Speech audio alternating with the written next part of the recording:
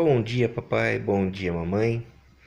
Hoje nós vamos fazer uma brincadeira representando a semana da festa junina, né? Nós estamos no mês de junho, né? Mês de São Pedro, Santo Antônio e São João, e vamos fazer, né, hoje uma brincadeira que é o pula fogueira, né?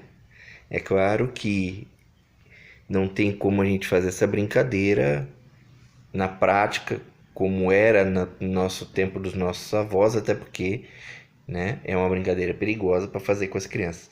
Mas nós podemos substituir a brincadeira, né, do pula fogueira,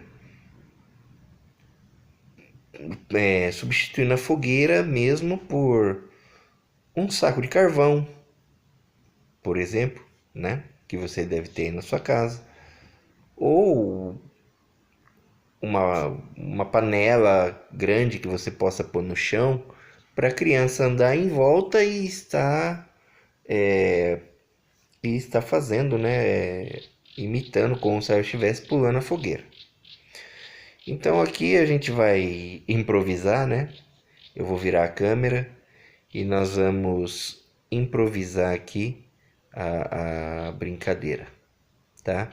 Lembrando, estamos fazendo as brincadeiras todas, né, com materiais que a gente pode ou adquirir com uma certa facilidade, né, dependendo da situação, ou principalmente, né, com materiais que a gente pode estar usando, que são coisas que nós temos na nossa casa, ok?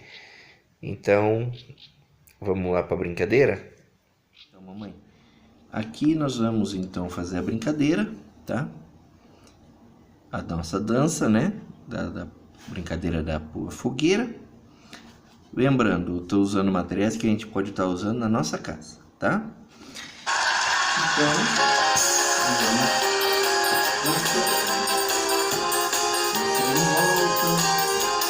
pula fogueira, ia, ia. Pula fogueira, io, io. Cuidado para não se queimar. Olha que a fogueira já queimou meu amor. Pula fogueira, ia, ia. Pula fogueira, io, io. Cuidado para não se queimar.